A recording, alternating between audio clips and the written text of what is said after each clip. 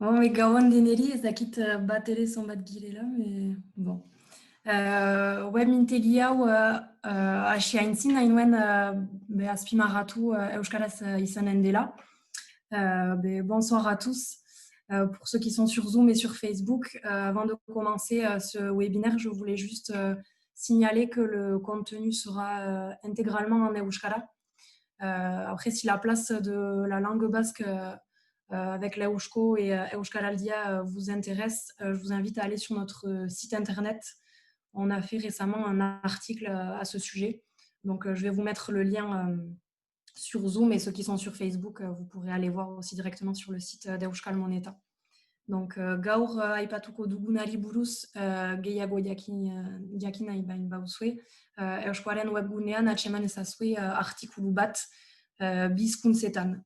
Euskaraldia eta euskoa euskararen biziarazteko lekuak deitua.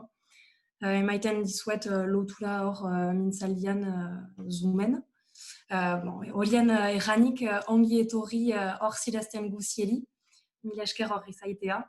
Erran bezala euskara izanen da gure gaurko gaia eta hortako ditugu bi islari gurekin, donc Xana ere ure peldarra sehaskan hizkuntza proiektua dinamizatzen duzu. Baina hor denbora erdiz pastu zira abendua ondara arte Euskaraldia animatzeko eta bereziki Senafarroan eta Sibelun gauan Xan, ongi etorri. Badugu ere Maika Tikoipe, Euskal Monetan Euskara garatzaile zira. Gauan, Maika. Gauan. Ni naiz Amaia Baltazar, Euskal Monetaren garapen arduraduna naiz. Errobi, Azparneko lurraldea eta Errobi aturri eremuetan. Gauan, zueri ere behazaleak, zuen tartea da ere, beraz ez dudaukan zuen galderen pausatzeko eta ziekin hitz eginez egin baita webintegi hau, donc galderak pausatu lasaiki. Ongi etorri.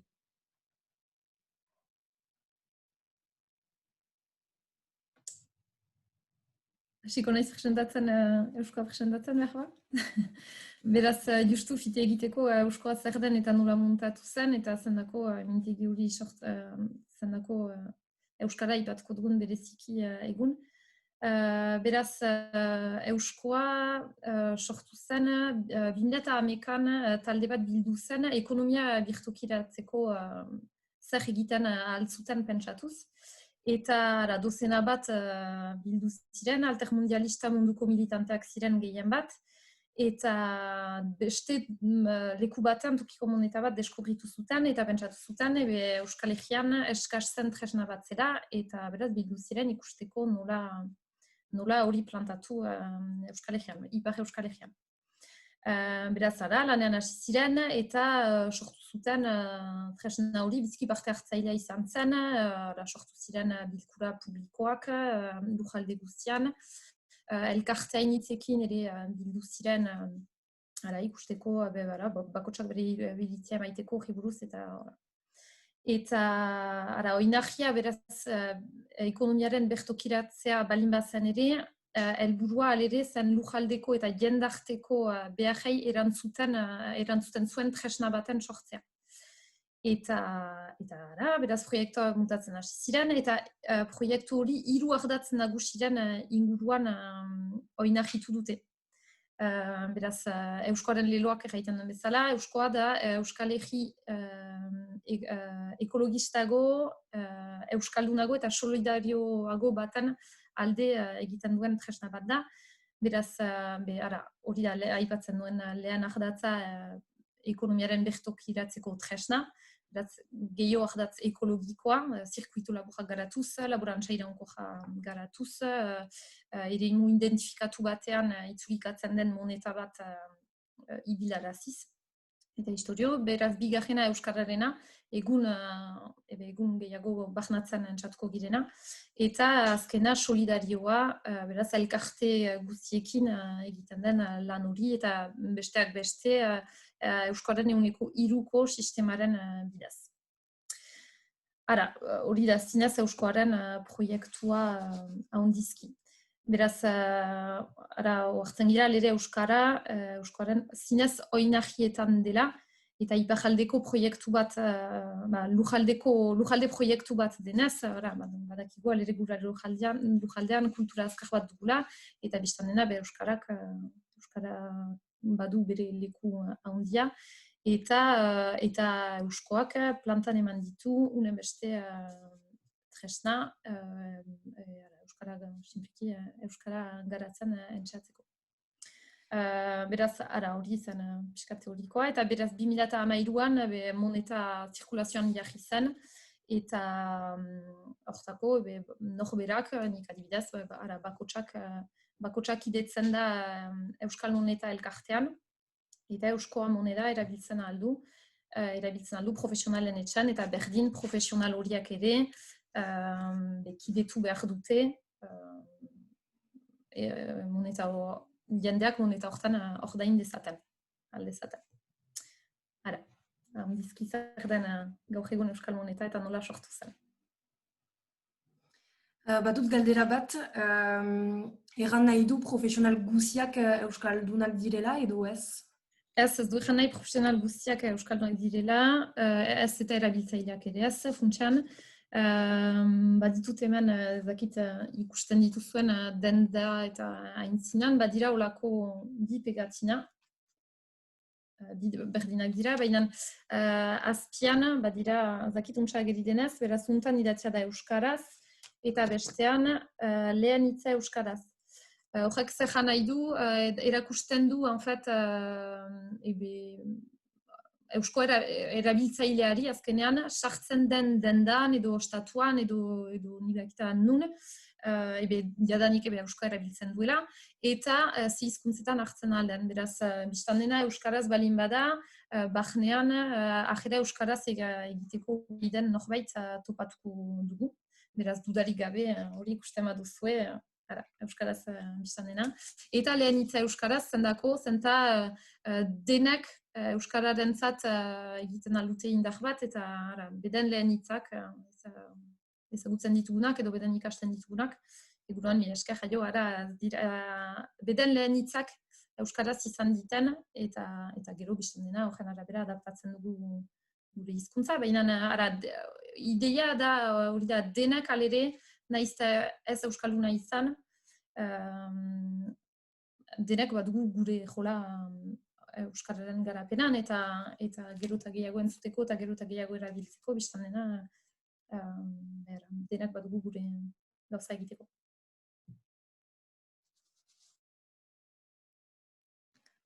Ados, mila esker. San berba esplikatzen duzu Euskaraldia zer den eta nola antolatzen den? Gauan, orai, egiten aldut gauan, ezenki, deneri. Amaiak eta amaikak badakite ze oztopo nuen mintzatzeko lehen, naiz hortan luzatuko.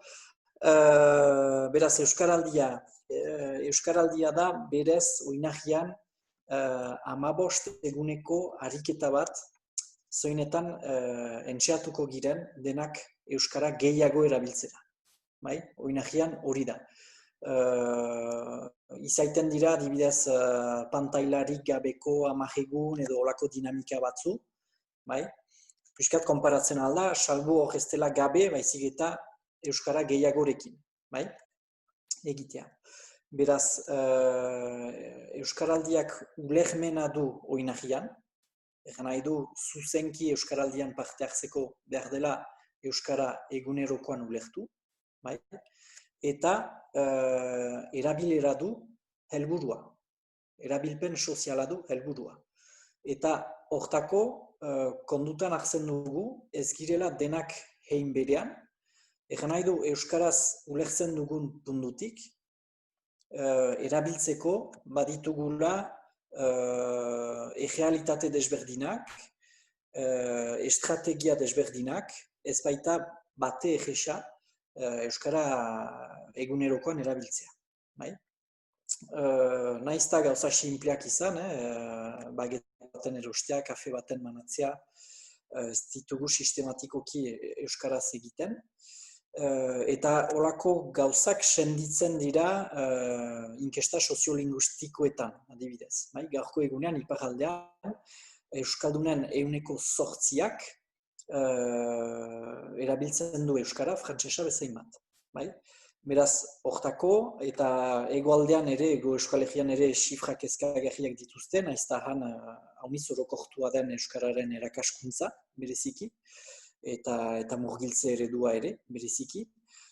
Bada kezka hori, ez dugula ikasi dugun bezain bat gero erabiltzen. Beraz, hortako badira bi profil, bata da belarri presta, beraz, belarri prestak egunerokoan ulertzen du, baina ez du bortxaz lehen hitza euskaraz eginen, aldiz gomitatuko du jendea berekin euskaraz aritzera. Eta gero berak ikusiko du pertsonaren, tokiaren edo egoeraren arabera euskaraz eginen duen edo ez, goxoki balin bada eginen du. Eta gero badira belarri pres berezi batzu, horiek euskaraz ulertzen dute, horiek ere badituzte beren toki, pertsona eta egoerak, zeinetan euskara erabiltzen duten, gaindituak dituzte gauza batzu. Baina 15 egunez engaiatuko dira denekin, nun nahi, noiz nahi, euskaraz hasten elkarrizketa bat.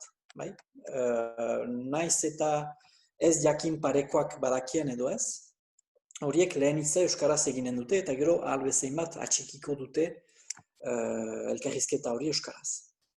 Eta hortako profil bakotxak badu bere txapa, normalki emaiten duguna, ni aho bizi gisa, hiruak, aho bizi gisa engaiatuak gira,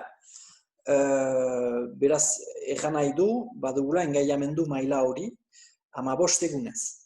Eta 15 egunez hartuko ditugun, ariketa eginez bezala hartuko ditugun usaia berriak, entxeatuko gira atxikitzen.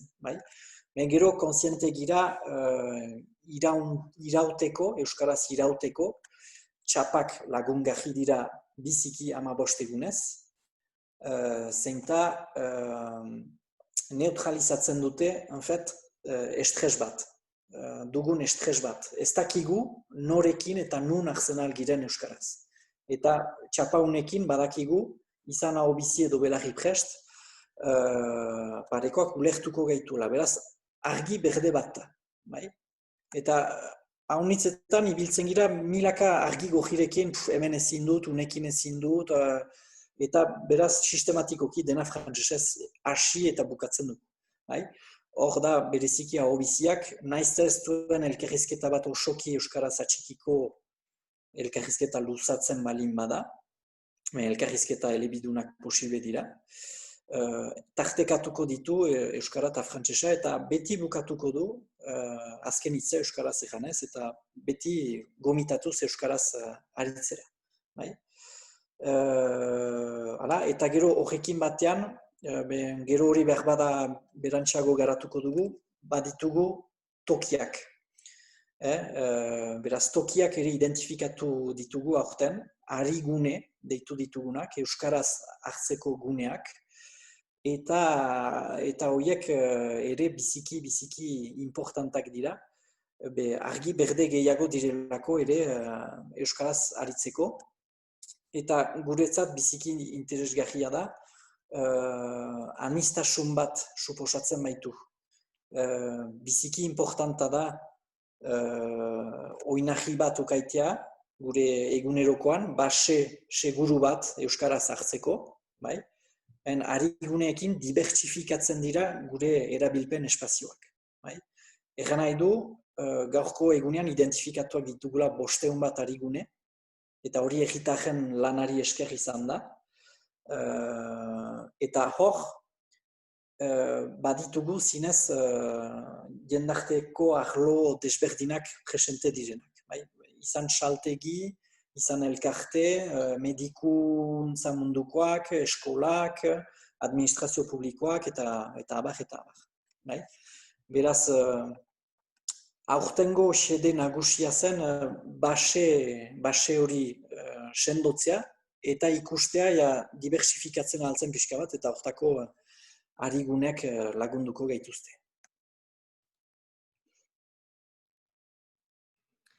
Ikusi dut ere numerikoki, bada txapa hori hor Facebooken adibidez emaiten aldugu argazki bat aho bizi edo belarri prest idatziarekin espero dugu ere berba numerikoki Euskara zabalduko dela eta hamabost egun hortan haiko gira ere berba Euskaraz Facebooken edo hola interesgarria izaten alda ere. Bai, biziki eta gainera gure egoeran konfinatuak baigira, tresna horiek hartu dute sekulako dimentsioa. Beraz, horietan ere adieraztea aho bizi edo belarri pres girela, importanta da. Eta gure egunerokoan ere importanta den bezala, igorriko ditugun e-mailetan, aho biziak lehen hitza euskaraz egiten du ahozkoan, baina idatzian ere egiten aldu. Lehentasuna euskaraldiak ahozkoa du, baina idatziak gure egoeran beste dimentsio bat hartua du. Beraz da, ariketa bat eta desafioak badira egiteko egun guziz euskaraldian.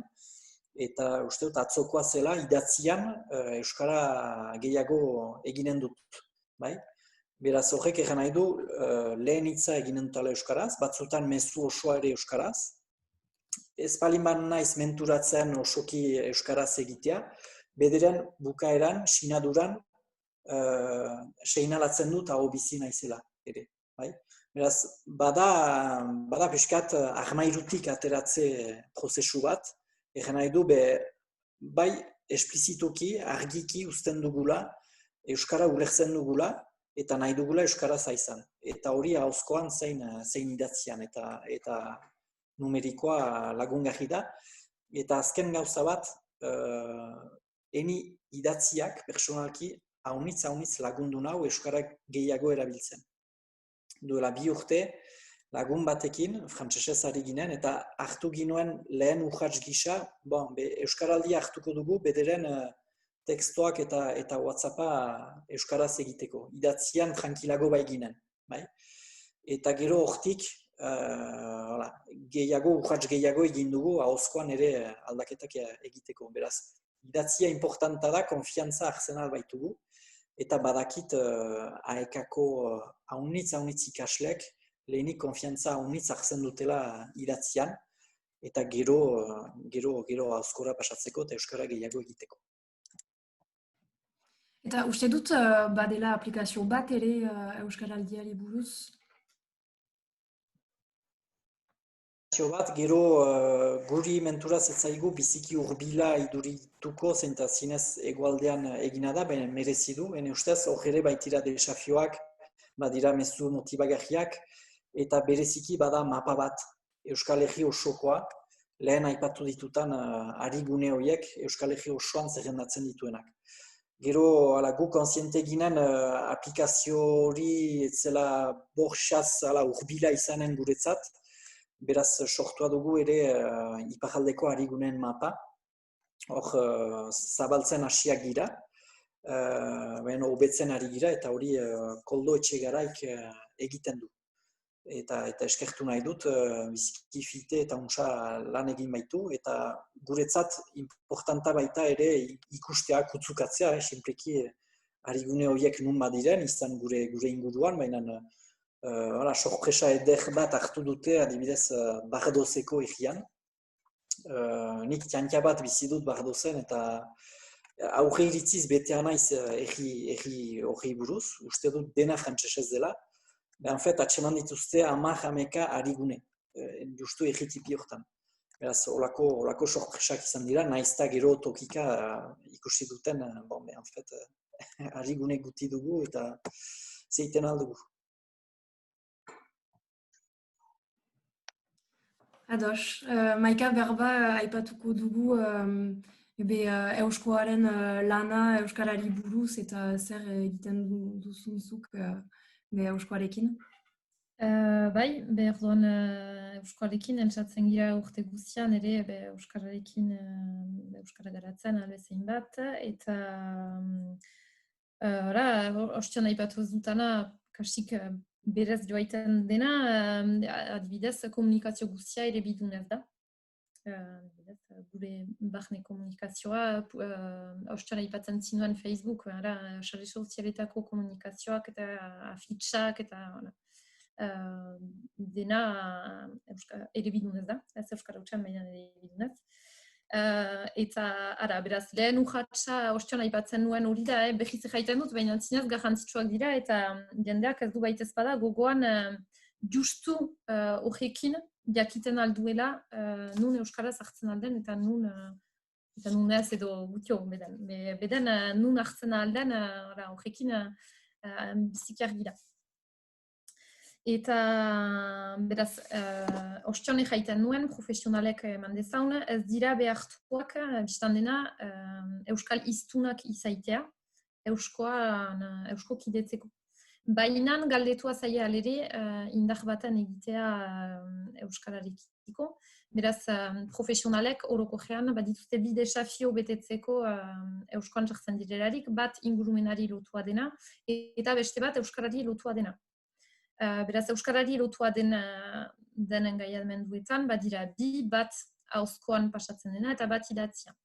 Beraz, ahozkoan pasatzen dena, edo profesionalak euskara badaki, eta hor berez betea den desafio bat da, baina alereen gaiatzen da jendeari ajera euskaraz egiten, albezain bat. Hori dakiten entzat. Eta ez dakiten entzat, badugu lanean ari gira, elkarlanean ari gira AEK-arekin, eta proposatzen ditugu 20 oreneko formakuntzak nahi duten profesional horiek, ajera egiten dutenek, biztan dena. Gero, ez dira formakuntza horietatik, segurda ez direla elebidunak edo euskaliztunak aterako, baina da erakusteko ikas dezaten nola ajera minimo bat egin euskaraz ari direnei eta nola pasatu hizkuntza batetik bestera, sobera moztu gabe ahemana hizkuntzaren traba hori, sobera gaizki bizitu gabe. Beraz, hori zinez ajeraren zat. Eta ajera euskaraz ezin dutenak egin edo badute bigarren desafio bat, afitxak eta elebidunarena. Orduan horrek, teorian, jan nahi du euskoa hartzen duten profesional guztiak, publikoki afitxatua dena, beraz izan daiteke, okindegian, idatzia, ogia, idatziak diren gauza guztiak, izaitzen alda atean idatzia delarik sartu, ideki pusatu, zinez nik erosle gisa ikusten dutan idatzi guztiak elebidunez izan behar du. Beraz, hortako, zerbitzu bat plantan eman da Euskal Monetan, berdin elkarlanean EEP-rekin. Beraz, nik hori egiten dut, adibidez, Euskal Monetan. Beraz, joaiten naiz ikustera afitxak eta elebidunaren engaiamendua hartu duten profesionalen ikustera noa. Elgarrekin itzartzen gira zer itzuli behar dugun, guk ditugu, beraz, EEP-ek ditu itzulpenak egiten, gure Euskal Moneta elkartearen bidez. Baina, itzartzen dugu zer afitxatzen aluketan euskaraz. Beraz, hartzen ditugu datuak, igortzen ditugu EEP-ri, EEP-ek, beraz, itzultzaile profesionalek itzulpenak egiten dituzte.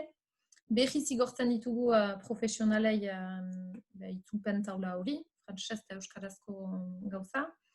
Eta profesionalek badute, itzartzen dugu berdin EP bat, afitxak eta elebidun horren plantan emaiteko. Eta berriz joiten gira eta ikusten dugu afitxak eta elebiduna egina den edo ez. Eta desafio hortan, badira desafio guztiak hartzen baditut, beraz, ajera egiten dutenak, badira 300 bat profesional. Eusko Sarea 1000 profesional piskat gehiago bada, baina gutxi gora bera 1000 profesional bada, sarean. Eta 300 batek fitxaketa, ajera euskaraz egitea engaiatu da. Eta besteak, beraz, fitxaketa elebiduna. Eta horietarik, 180 profesional baino gehiagok, jadanik fitxaketa plantan emana dute eta agerian dute. beraz, untxalaz, joiten gira denda batera eta ikusi edo euskaraz izan, edo ikusi afitxaketa edibiduna, eta ez da, ez du baita ezpada euskarazko ahozkoan garatzen, baina presentzia azkartzen du eta naturalizatzen du ere ingurumen publikoan bi hizkuntza horien izaitearen gauza hori albezein bat naturala izan dadin eta albezein bat ikus dezagun eta garratzeko gero beti bai. Eta profesional horiek ez direnek euskaldunak zer pentsatzen dute zure lanari buruz eta zer egiten duzun Orduan, bada zinez denetatik biztan dena. Badakigu, euskara gai minberatsu bat izaiten aldera, hainitzen zat. Gero, engaiatu diren jendeak dira. Beraz, badakite euskoan sartzen badira, badutela engaiamendu hori segitzeko. Biztan dena, badira bakar batzu eta biztan dena horiek gogoan atxikitzen ditugu, baina denbora gehiago emaiten dutenak, edo ez dutenak baita ez bada ulertzen zendako egin behar den. Berek ez dute bat ere emaiten, ez dute ulertzen zer den interesa. Beraz, batzutan, holako elgarrizketak behiz hasi behar dira, eta hastetik buru behiz ere eman, bezendako garantzia baduen, hasi euskara galtzen ari dela, badugula jangura hori, eta bakotsak indar bat badugula egiteko hortan. Gehienek ulertzen dute, batzu beldur dira ere. Beldur dira, euskaldun, euskaldiztunak beren dendan sartzea, eta ikusiz afitxaketa ere biduna dela, beldur dira jende euskaraz izanen zaiela. Eta, bada profila initz bainan, gehienak biziki konten dira, eta gainera guk itzarpen bat dugunez eperekin, kitorik diren itzulpenak dira. Beraz, berantzat, interesgarria da, eta gehiengoak hasteko, positiboki hartzen du, eta konten dira, gu joiten girelarik, gehitzen diegu lan pixka bat, behar ba, baina plazerez egiten dute, eta ditugu teknika batzu, badugu buku bat, nun erakusten diegun, bestek nola egiten duten, badira erakusten aldituzu, badituzu argazkiak amaia. Badira, zinez grafistek egiten dituztenak eta zinez itzulpena hor adibidez ikusten dugu zinez eskuz idatzia den zerbait. Da. Beraz ez da, baita ez bada, denbora hartzen du, segur da, eta bainan guk itzulpenak emaiten ditugu eta eskuz idatziak dira. Hor ere, zaitz da aski simplea da, ordenagailu idatzia da, imprimatua da, plastifikatua da.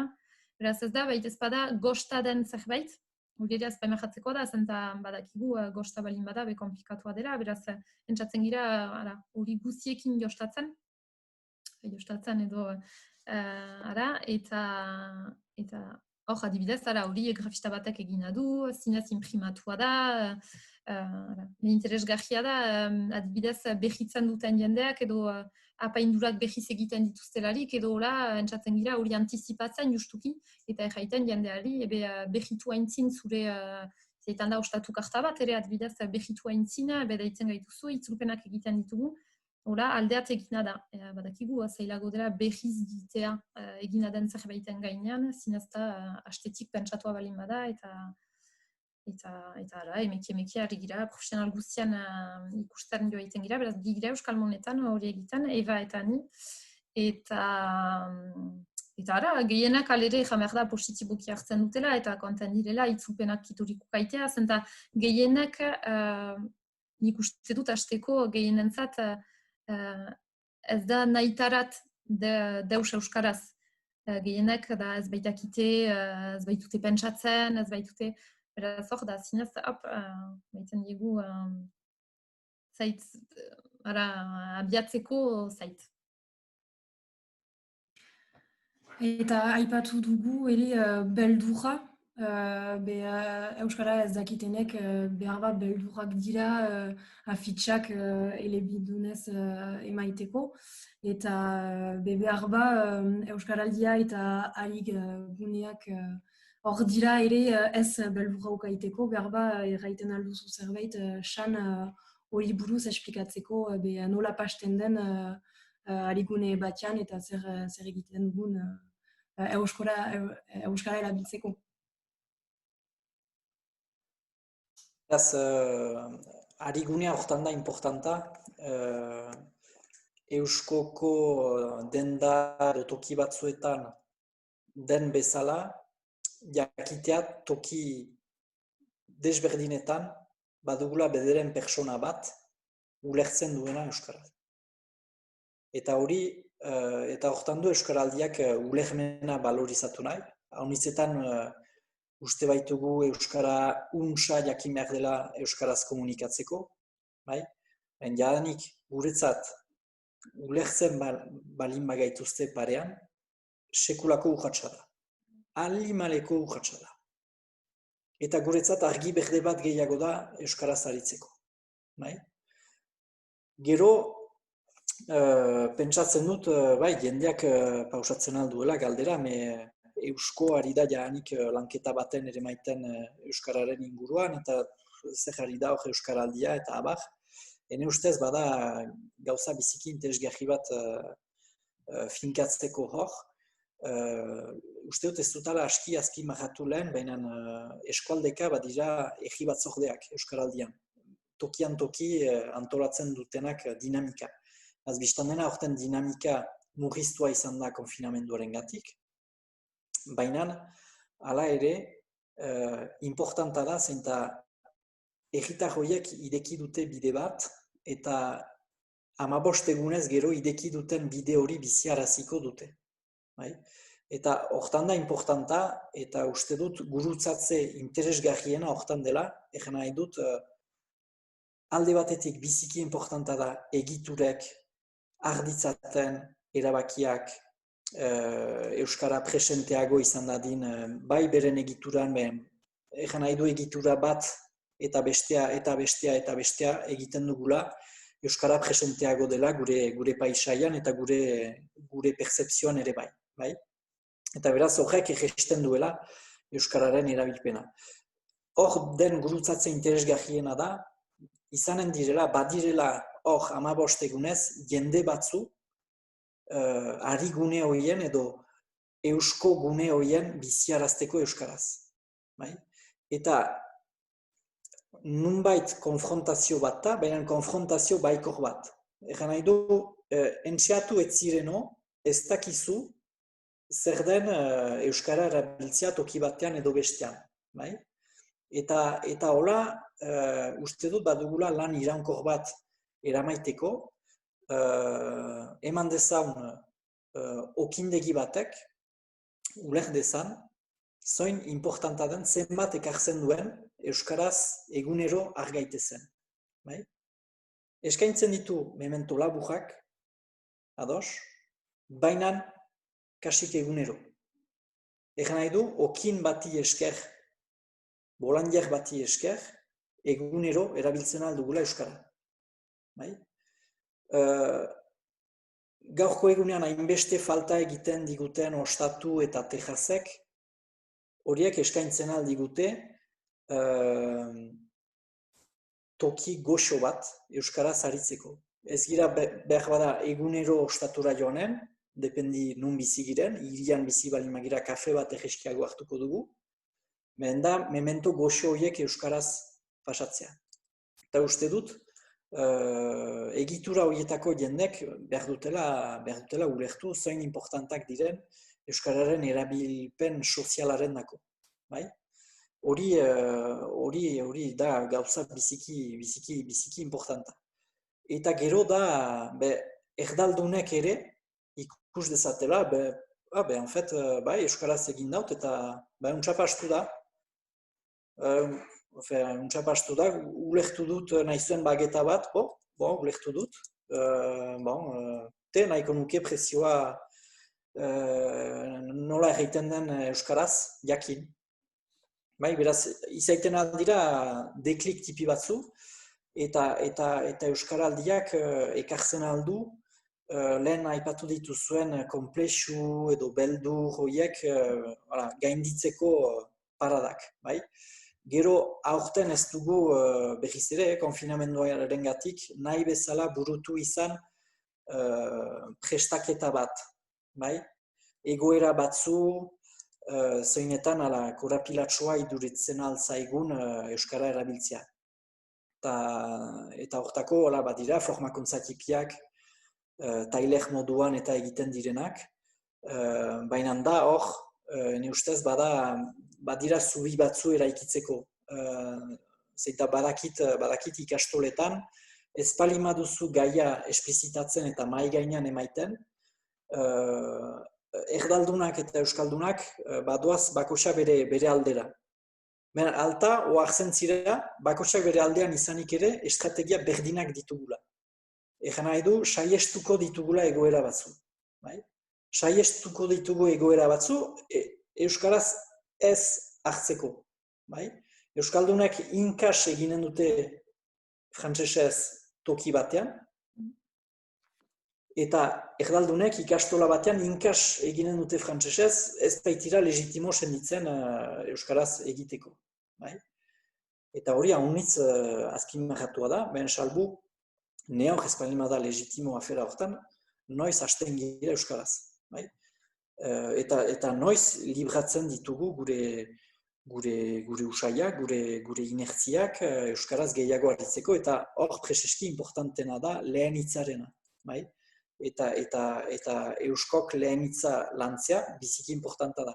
Deklik batzu izaiten albaitira lehen hitzetik. Haunitzetan baitugu usaia ez lehen hitza, baizik eta azken hitza eginen dugu, mil esker, adio, eta berbada hartuko gira, bazekien. Bazekien eta bestaldiko parada bat galdu dut. Eta horrek du ere pentsarazten, azkenean gure mil esker adio horrek baduela tampi aire bat. Tampi, bestaldian edo ikusiko. Hortako aldaketa lehen hitzak du ekartzen. Lehen hitzak du sustatzen elkarrizketa bat euskaraz eginen dela edo ez. Ez da beti hala aterako, baina egunon batekin, aixe xantza gehiago emaiten dugu kolektiboki euskaraz aritzeko.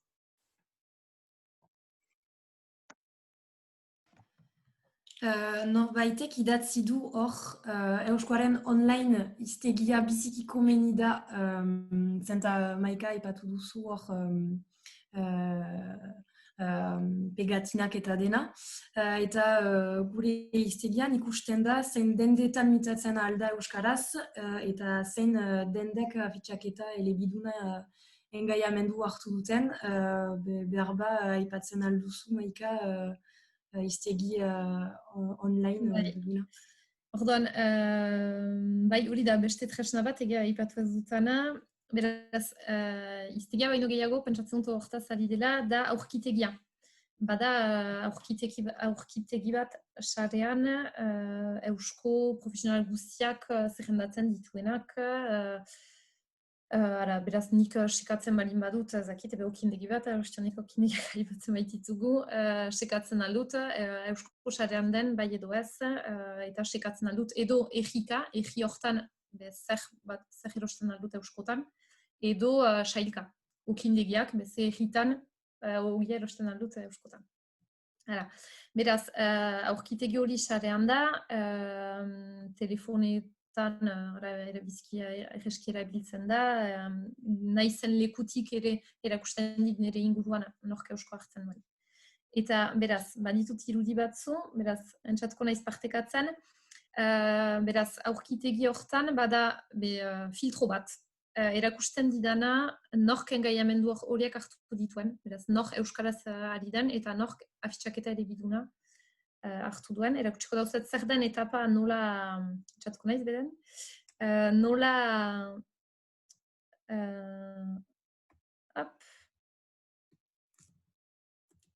Ara, beraz, hori ikusten duzu.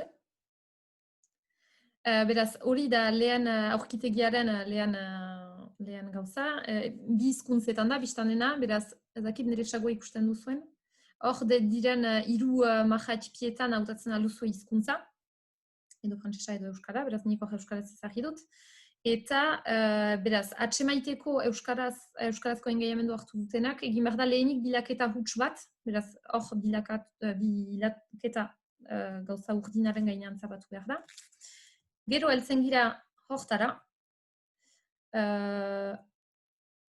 bai, hori da, eta gero gorriz inguratua da hor, irazki gainean zabatu behar da, eta heltzen gira, ez hortara. Eta hortan, bada hemen filtroa, euskaldun filtroa. Eta horrek erakusten digu, beraz, edo sailka, gainean den gauzan sailka sekatzeko profesional bat, edo lekuaren arabera. Eta horrek erakusten dauku, edo ajera euskaraz idatzia da, azpian, profesional badugu zerrendan, sekatzen dugunaren zerrenda. Klikatzen dugu profesionalaren logoaren gainean, eta heltzen gira, bere irudia bada, eta azpian idatzia da, edo ajera euskaraz egiten duela, edo afitxaketa elebidunaren engaiamendua hartu duela, edo engaiamendua betea duela, eta afitxaketa elebiduna egina duela edo ez. Eta egia da hori interesgarria dela, adibidez, nik ostion aipatu dituzu AEK-ko ikasleak, pentsatzen dut adibidez, ostatu bat, bezendako ez, gaurko egunean, ez baina, ara zendako ez, ostatu bat hautatu irizpide horrekin. Interesgarria da, jakitea, manatzen aldutala euskaraz, eta hola, lantzen dut, euskara, gero jaiten dut AEK-ko ikasleak, ikasten ari baitira, baina biztan dena denentzat balio duela. Beraz, tresna bat da gehiago ikusteko noren etxan hartzen algiren, eta nork indarra egin duen, eta guk ere justuki denak edo zein kontsumitzailek badu gure jola, hortan ikusten dut nire aurkitegian, ezakit nungo okindegia, ipatzeko okindegiak, engaiamendua hartua du, baina sartu naiz dendan, eta hartu naiz, etzela deus elebidunez zendako ez, ikusi dut engaiamendu hartu zinuela, bikain, untsa, nik bazer nuke ikustea dena elebidunez, bakotsak ere badu, eta biztan dena egina delarik ere, bikain ezagituzu ikusi dut, ezagizinuela fitxaketa elebiduna, biziki untsa, horrek ere sustatzen ditu biztan dena profesionalak plantan emaiten. Badakigu, klienteetatik heldu balin bada galdera eta interes gehiago behar atxamaiten dutela, beraz, uste dut, tresna guztiak, baliabide guztiak onak direla euskara sustatzeko, sinpleki. Beraz, pentsatzen gira, tresnak euskaraldia hala den bezala, tresnak sortzen denek hizkuntza ohiturak aldatzeko, eta tresna guztiak funtsean helburua dute, dakitenek gehiago erabiltzea eta ez dakitenek ikastea, eta hortan mekanismo hortan sartzea. Eta ere, orokorki zer errola dugu guk kontsumatzaile barkatu gisa euskara biziarazteko eta zerbait egiteko hori buruzkoa. Zure ustez? Nik? Zu edo san? Uste dut sanek ostion ezan duena, egia da badugula oidura hori edo kompleksu hori edo ezakit sobera nola ezan behar den, baina nire esker jaio. Eta egia da hori da lehen hitza euskaraz horrek badu kriston garrantzia eta horrek du batzutan denak gertatu zauku hartzea, bazakien euskara, nakien bazakiela, eta ezin da jakin, ez da zeit ageridena, txapekin ezik, ez da zeit ageridena, beraz uste dut lehen hitz hori biziki garrantzitsua dela, eta emeki ere ostion jaiten nuen, batzu beldur dira guri erten daukute, baina afitxaketa elebiduna egiten balin badut, beldur naiz jendean niri euskaraz hartzea eta naiz gai erantzuteko. Ez da deus.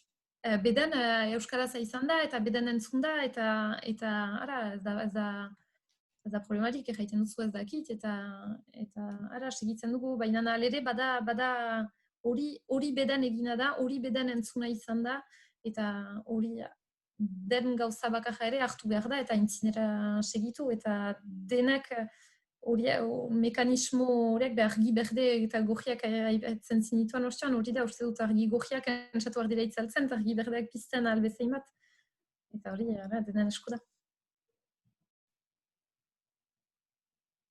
Eta hori ez bakarrik 15 egunen denboran urtero egiten aldugu lan hori gure eguneroko bizian. Bai, justunik nahi nuen gehitu gauza bat, erdaldunek ere, beraz, euskaraz oraindik ez dakitenek ere, ulertu behar dutela, ene ustez, badutela funtzio biziki importanta bat. Egan nahi dut, egestena aldutela, euskararen erabilpena horiek ere bai. Ez palin badakite ere haunitz, edo luzaz atxikitzeko, bada jajera historio bat, bai? Da segi, bai? Egaitea justu segi. Eta eni hasteko gertatzen zait gero eta gehiago laguntalde batean edo hola gertatzen alda. Erdaldun bakarrak egaitea,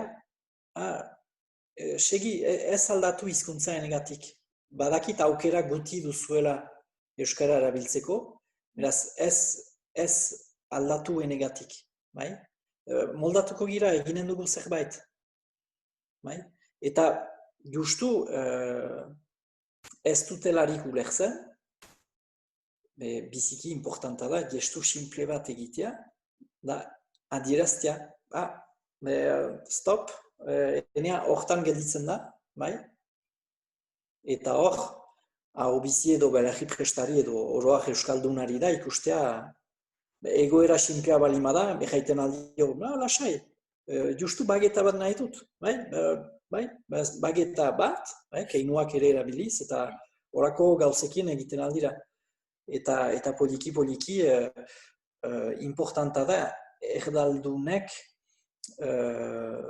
konsiente izaitea badutela argi berde funtzio horiek ere bai beren jajerarekin. Sustut egoerak simpleak direlarik. Ez sobera luzeak eta ez sobera komplikatuak. Eta holakoak hauniz bat ditugu gure egunerokoan, azkenean. Eta gero, horiekin ere, idatziz ere, urbilekoekin tartekatzen ditugu, idatziz, bai, milesker, bikain, eta horiek ere barneratzen dituzte. Eta ahigarria da, emaiten duzuelarik erdaldun bat aski urbil dena euskararen mundutik eta galde egiten diezue zehendatzea zenbat hitz badakien euskaraz, ateratzen dizue sekulako zehenda, hanket. Alibalea, eta gero hitz soilak dira, edoz, baina hor du. Beraz da, ikustea euskoko okin batek adibidez, lehen hitzak euskaraz eginez, sendi dezala euskara bere baitan. Sendi dezala euskara bere baitan eta bere lanean, egunerokoan. Eta holako gauzek aldatuko dute hauniz gauza. Eta gero gauza luzeago batean, uste dut ere txapa historio hau, erran duzu bezala Amaia, ez dela, ene ustez bakarrik 15 egunez. Mainan izaiten alda ere, eta hori mintzalasai elkarte batek esperimentatua izan du jadanik, iniziazioak egitea elkarte munduan, elkarte batetako erdaldunak zerbitzu bat eskain dezan barrean edo talo saltzean edo ikastola batean, adibidez, euskaraz. Ulertaraztea alde batetik zoin importantak diren, eta hor izanen duten hiztegi eta formulak errepikakorrak izanen direla. Taloen saltzeko, merzu jakin talo, xingar, gasna, misto, Nutella edo xokolate, Bat biru lau. bat biru lau, mil esker, egunon, honegin, eta holakoekin moldatzen altzira, eta menturaz ukaiten aldituzu deklik batzu. Bai? Eta ene ustez, importanta da holako mementuen ziblatzea, eta memento horien araberako hiztegi eta formulazioak pasatzea. Gero, konfiantza ardezaten, ikus dezatela, en fait, uste baino gehiago posible dut nik ere. Bai? Eta gero, biztan dena, aekako bidea egesago lukete, ene ustez, jadanik egoera batzu desblokatuak dituzten pertsona horiek. Eta txapa sistema honek laguntzen aldu ere, ene ustez, euskara ikasten den ari den pertsona bat, bere lanean, euskara gehiago erabiltzen. Bai? Eman dezagun oino ez dela sobera menturatzen euskara erabiltzera, baina ezartzen diozu erregularki aho bizi pare bat lanean, eta poliki segurtatzen duzu, eta noizbait galdegiten diozu, mehala pasatu da ez dakitzemat denbora, euskaraz izan gira, orai zuri aho bizi izaitea. Entxeatzen dugu egun batzuez edo aste batez, aho bizi izaitea. Eta hori lantzen ahalko da, ene ustez, etorkizunean. Eta hegoaldean jadanik hortan dira, badira esperimentazioak eta abar, harigune guk ulertzen dugu bakarrik ajera tokiak, dirilarik euskaraz, kontoak eta bulego eta horiek. Hegoaldean badute barne harigunea, en fait. Eta identifikatuak dituzte enpresa edo lantoki batean, nun posible den euskaraz hartzea, edo nun euskaraz ikasten ari den bat laguntzen aldugun euskaraz lan egiten gurekin batean. Eta ene ustez, importanta da ikustea hegoaldean jadanik hortan ari direla. Ene ustez, hasten balin magira zerrendatzen bereziki barnekaldeko xoko batzuetan, nun euskaldun frango baden lantokietan, ene ustez, olako esperimentazio batzu interesgarriak izaiten aldira, ere maiteko.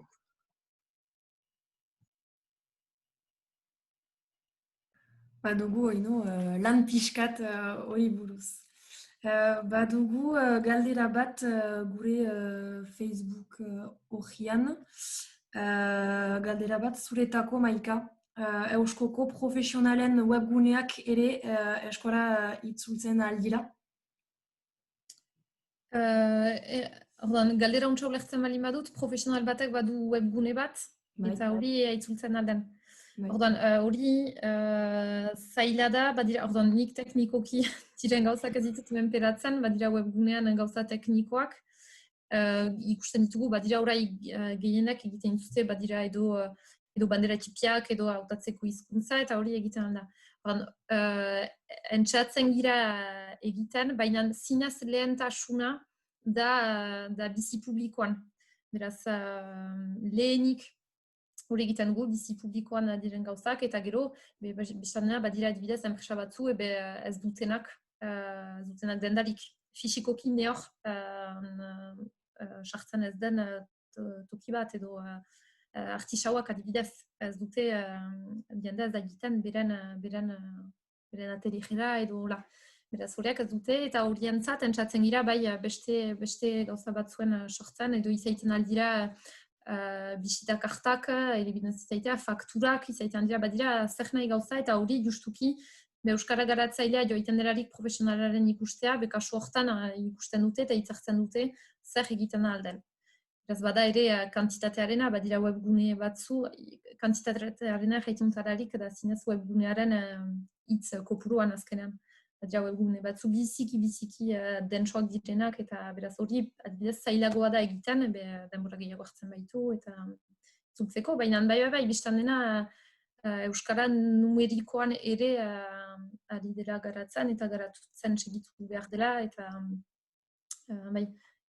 lehentasuna beti bizi publikoan dena edo ikusgarri dena eta zinez ahozkoan pasten dena, zen eta horrek albideratzen du ere ahozkoa garatzea.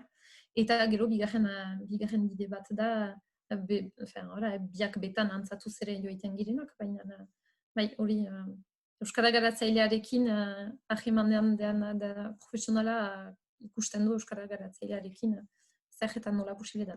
Egin garri da bai.